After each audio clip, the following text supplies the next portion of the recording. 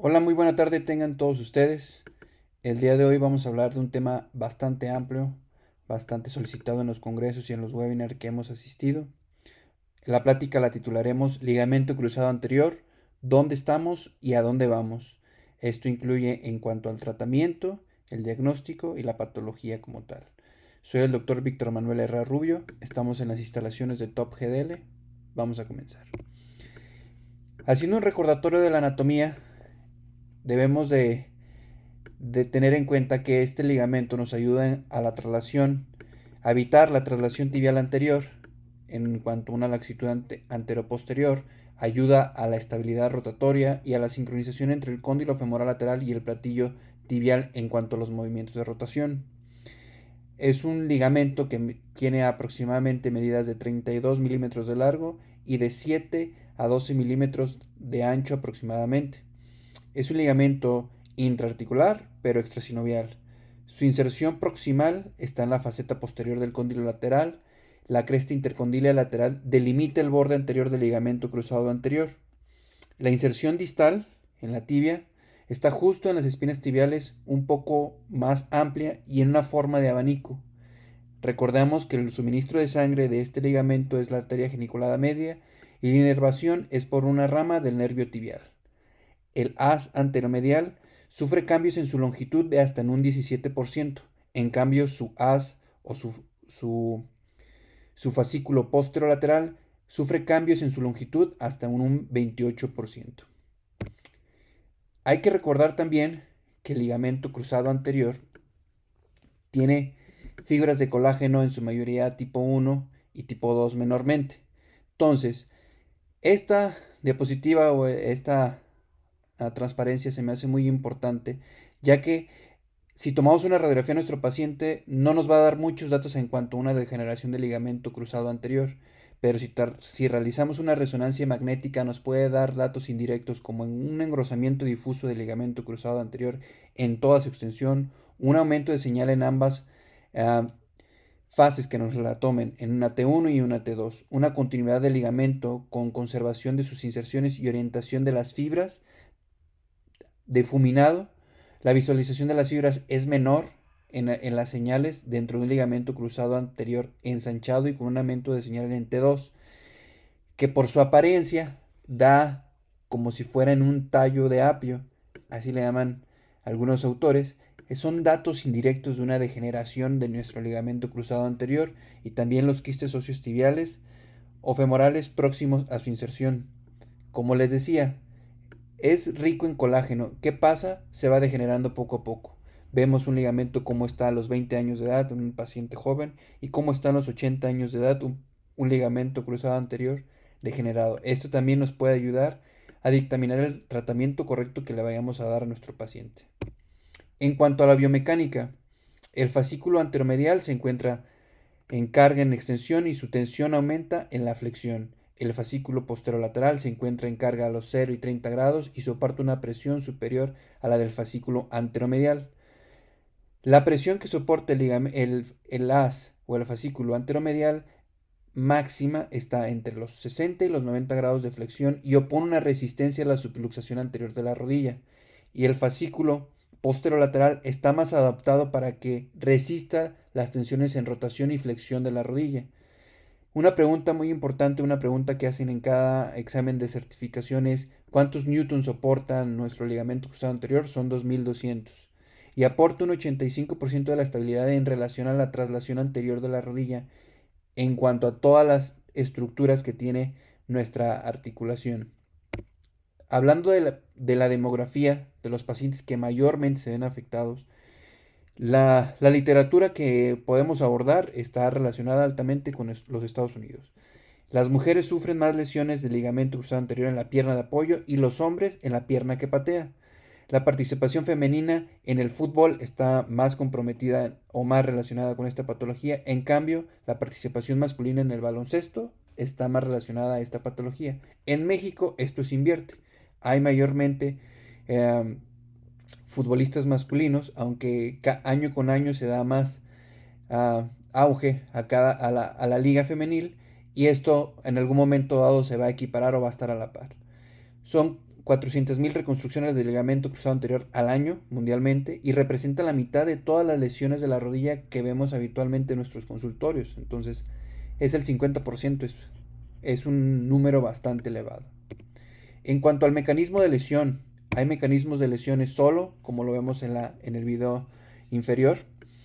Una lesión de pivote sin contacto, en la que la tibia se la traslada anteriormente. En cambio, hay otros tipos de mecanismos de lesión en la que sufren un valgo forzado y una rotación. Como lo podemos ver, son diferentes casos, todos futbolistas famosos, todos conocidos, y que se les llevó a cabo una reconstrucción del ligamento cruzado anterior.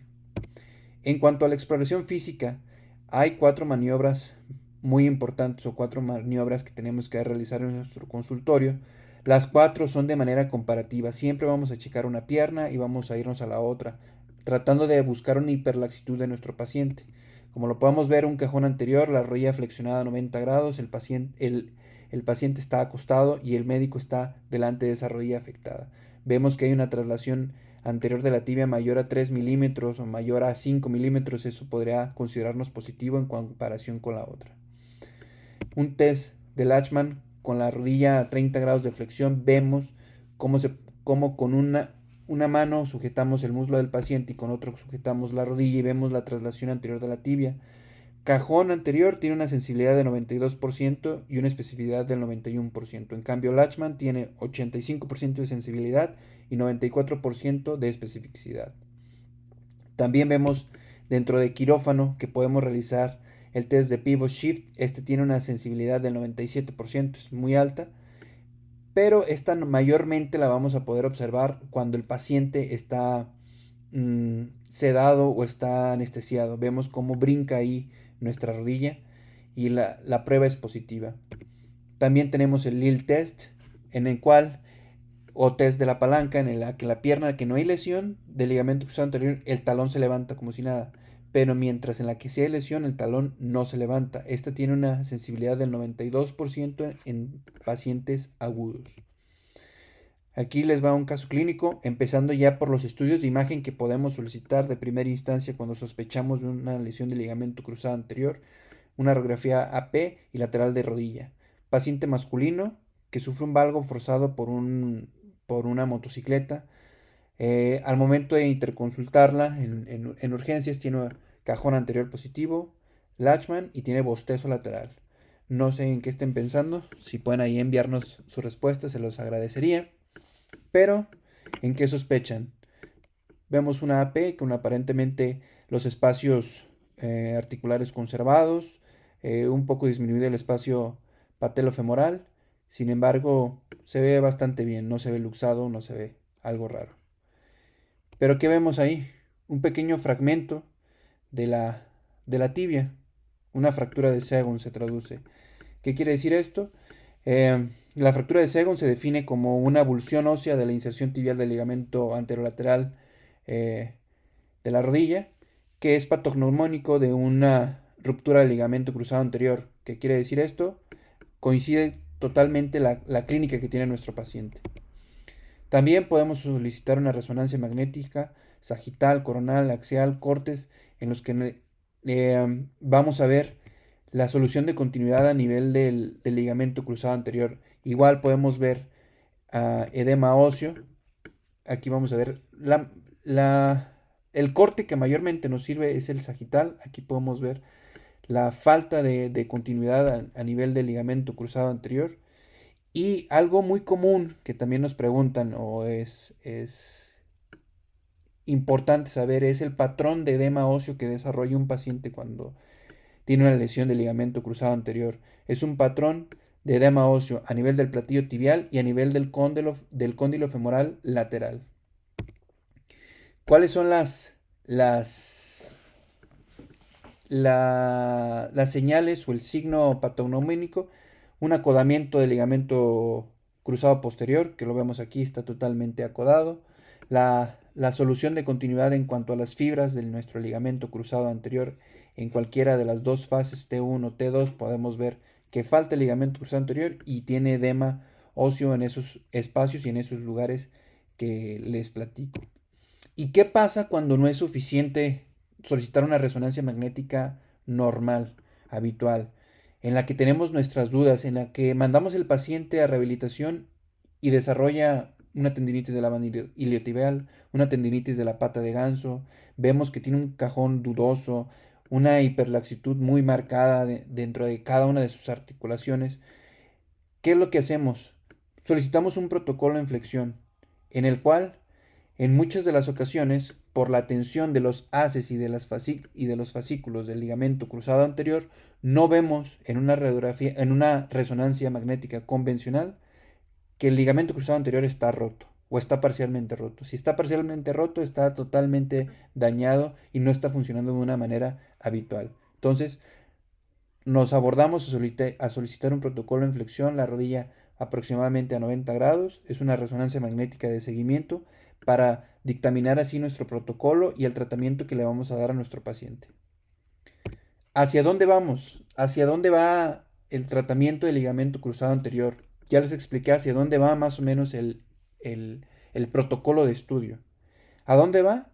A medir nuestro ligamento cruzado anterior, a medir su inclinación, su ancho, su largo, para así al paciente poderle proporcionar un tratamiento más personalizado. Si leemos las últimas bibliografías de reconstrucción articular y de reconstrucción ligamentaria, todas van encaminadas a que el tratamiento sea lo más similar al ancho y a lo largo que tenía nuestro paciente previo a la lesión. ¿Y qué hay también el diagnóstico, un diagnóstico terapéutico? Sigue siendo la artroscopía. Aquí en este momento tenemos las dudas, entramos, vemos un ligamento cruzado anterior roto, los fascículos totalmente desgarrados en su porción tibial y en su porción femoral, vemos aquí totalmente los cabos sueltos. Ya en este momento podemos dictaminar el tratamiento que le vamos a dar a nuestro paciente y la técnica que vayamos a combinar dependiendo el tipo de lesión que tenga nuestro paciente. ¿Cuál es el objetivo del tratamiento? Una, Realizar una plastía, una reconstrucción lo más anatómica posible de nuestro paciente para que éste se reincorpore a las actividades físicas que tenga. Restaurar su función de la rodilla, tratando de evitar esa traslación tibial anterior. Colocar un ligamento cruzado anterior dentro de las dimensiones de nuestro paciente, una orientación adecuada de cada una de las fibras y tratar de que su sitio de inserción sea el más correcto y el más anatómico para que el paciente tenga una funcionalidad adecuada. Por mi parte, en este día o esta entrega de la clase sería todo. Nos vemos la próxima semana en la que hablaremos de la toma del injerto y cada una de las técnicas que podemos proporcionarle a nuestro paciente. Muchas gracias.